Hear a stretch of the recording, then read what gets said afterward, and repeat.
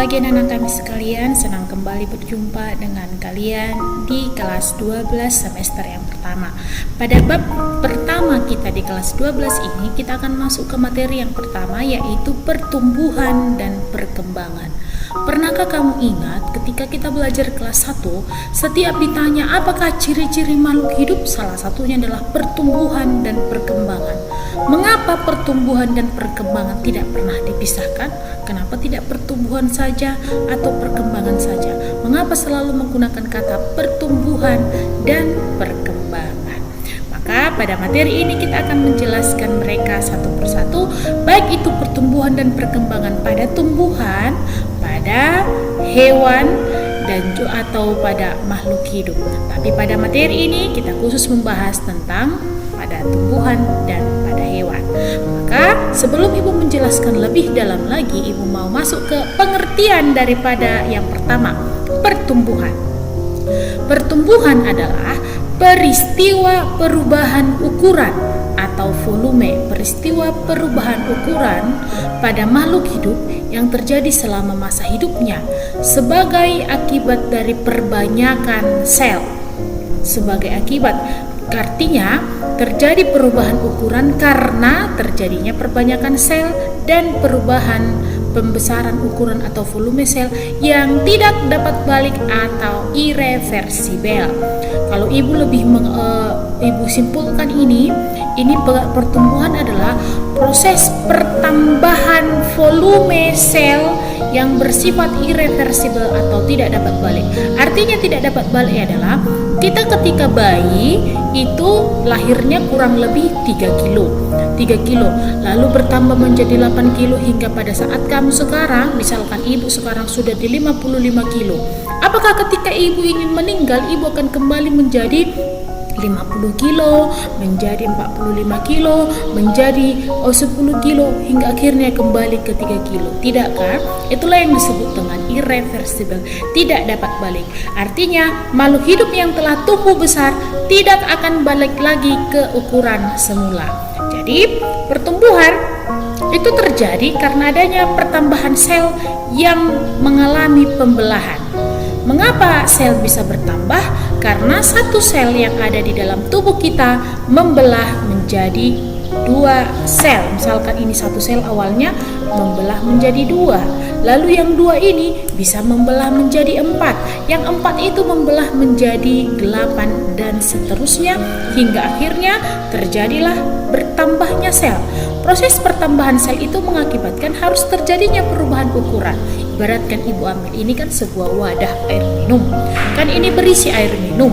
Maka jika air minum ini yang sudah penuh ini jika ibu ingin tambah lagi air, apakah masih bisa masuk? Tidak bisa. Karena apa?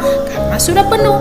Maka apa yang harus Ibu lakukan supaya air yang mau Ibu masukkan itu bisa masuk ke dalam? Ini harus Ibu perbesar wadahnya, harus bertambah tinggi wadahnya, dan atau harus bertambah besar wadahnya, barulah bisa bertambah. Maka yang posisinya tadi cuma segini ukurannya menjadi bertambah tinggi, menjadi besar, itulah yang disebut dengan pertumbuhan. Itu dia ya. Contohnya, kita tadi menjadi dari 3 kilo ketika bayi menjadi 5, 8, 30, berarti itulah yang dinamakan dengan pertumbuhan.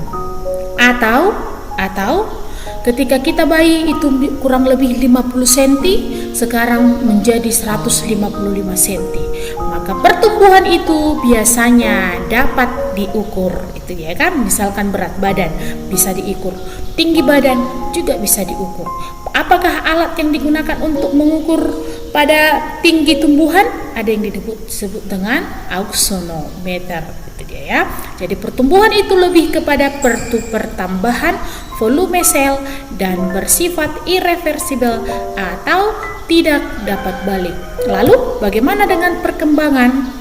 Contohnya ini pertumbuhan daripada hewan. Dari telur menjadi larva 2 hingga akhirnya menjadi pupa dan kembali menjadi kupu-kupu.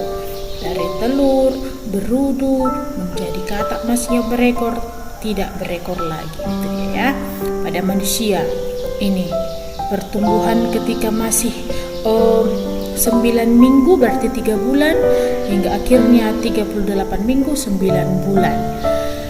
Berikutnya kita masuk ke perkembangan. Perkembangan adalah suatu proses makhluk hidup menuju tingkat kedewasaan yang ditandai dengan adanya perubahan struktur dan fungsi masing-masing, fungsi organ hingga perubahan yang terjadi semakin kompleks. Artinya perkembangan itu lebih menunjukkan terjadinya perubahan fungsi, ya, terjadinya perubahan fungsi atau menunjukkan kedewasaan. Pertumbuhan dan perkembangan ini terjadi secara bersamaan. Benar, itu dia tadi. Mengapa pertumbuhan dan perkembangan tidak pernah dipisahkan seperti yang Ibu katakan di awal? Karena pertumbuhan dan perkembangan berjalan secara beriringan. Ketika seseorang mengalami pertumbuhan, otomatis dia juga akan mengalami perkembangan. Maka dikatakan sebagai pertumbuhan dan perkembangan. Contoh, proses pendewasaan dari balita, manula, proses menetasnya telur hingga akhirnya menjadi dewasa. Ya, proses ini contohnya lagi, keluarnya akar dari biji saat berkecambah. Kita lihat perbedaan antara pertumbuhan dan perkembangan. Pertumbuhan itu tadi dapat diukur dengan alat ukur, tetapi kalau perkembangan itu tidak dapat diukur, itu lebih ke kuantitatif. Kuantitatif berarti lebih ke fungsinya, itu dia ya. Sedangkan pertumbuhan itu kuantitatif dapat diukur, kualitatif tidak dapat diukur ya. Lalu pertumbuhan ada perubahan jumlah dan ukuran, dapat dinyatakan dengan angka, grafik dan sebagainya. Sedangkan perkembangan tidak dapat dinyatakan secara kuantitatif melainkan secara kualitatif karena terjadi perubahan menuju tingkat kedewasaan. Misalkan seorang wanita mengalami menstruasi, seorang pria yang mulai tumbuh kumis atau jakun, suaranya mulai membesar, itu termasuk contoh perkembangan. Munculnya proses-proses kedewasaan, munculnya bunga pada tanaman atau tumbuhan, itu juga disebut sebagai perkembangan. Itu dia ya. Sekarang kita lanjut ke materi berikutnya, yaitu pertumbuhan dan perkembangan pada tumbuhan. Tadi kan sudah di awal Ibu katakan bahwa pada bab ini kita akan membahas tentang bagaimana pertumbuhan dan perkembangan pada tumbuhan dan pada hewan. Itu dia ya. Yang pertama kita lihat pada tumbuhan. Bagaimanakah proses pertumbuhan dan perkembangan pada tumbuhan? Itu diawali dari terjadinya yang disebut dengan perkecambahan. Ya, perkecambahan adalah proses awal pertumbuhan dan perkembangan embrio pada tumbuhan. Plumula atau ujung embrio bagian atas akan tumbuh dan berkembang menjadi batang, sedangkan radikula ujung embrio bagian bawah. Artinya di dalam biji ini ada yang dinamakan dengan embrio. Maka bagian embrio yang paling atas akan tumbuh ke bagian atas dan bagian embrio yang bawah akan tumbuh menjadi akar. Yang ini masuknya ya, yang ini menjadi ke atas, yang ini menjadi ke bawah. Maka yang kedua adalah pertumbuhan dan perkembangannya ada dua. Yang pertama, pertumbuhan setelah mengalami perkecambahan, masuklah dia ke pertumbuhan primer dan pertumbuhan sekundernya. Pertumbuhan primer adalah pertumbuhan yang terjadi pada jaringan meristem. Jaringan meristem di kelas 2 sudah kita pelajari adalah jaringan yang aktif membelah. Ya, jaringan yang aktif membelah biasanya ada di ujung akar, ujung batang dan ujung daun, disebut dengan meristem apikal. Sedangkan pertumbuhan sekunder itu adalah pertumbuhan yang terjadi pada jaringan lateral dan kambium. Artinya adalah tumbuhan pertama sekali akan proses pertumbuhan dan perkembangan tumbuhan itu dimulai dari pertama perkecambahan. Setelah dia berkecambah menunjukkan radikula dan plumulanya tadi, hingga akhirnya masuklah dia ke pertumbuhan primernya, berarti ini biasanya bertambah tinggi. Sedangkan pertumbuhan sekunder ini mengakibatkan terjadinya pembelahan pada kambium, ya, berarti mengakibatkan tumbuhan itu menjadi bertambah besar, bertambah tinggi, bertambah besar. Pertumbuhan primer ke atas, pertumbuhan sekunder ke samping, itu dia ya. Ini pertumbuhan primer. Berarti ini adalah pertumbuhan pada ujung akar, ya. Pada ujung batang.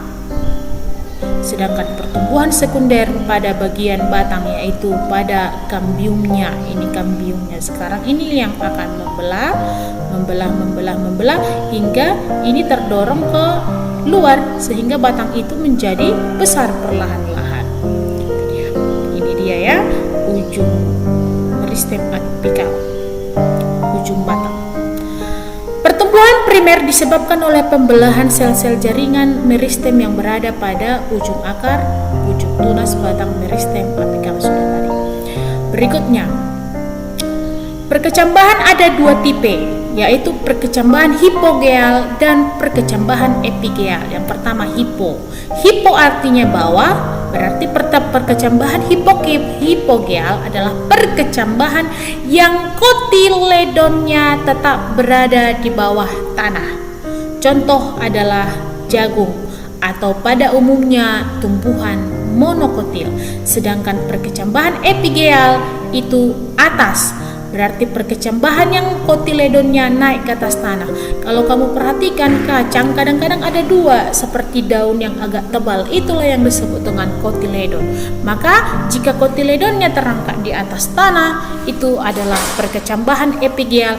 Jika kotiledonnya tetap di bawah tanah, itu perkecambahan hipogeal. Epi artinya atas, itu dia ya.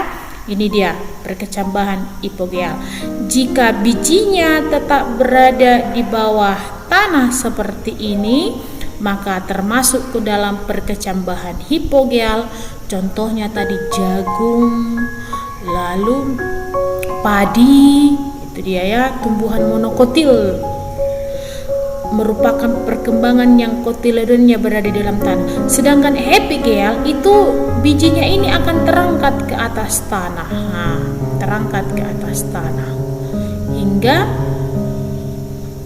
inilah yang disebut, inilah yang dua daun yang tebal ibu bilang tadi. Itu dia ya. Contohnya adalah kacang tanah. Itu dia ya. Yang berkeping dua lah. Tumbuh-tumbuhan yang berkeping dua itu biasanya adalah perkecambahan epigeal. Demikianlah pelajaran kita untuk hari ini. Kita lanjut di pertemuan berikutnya.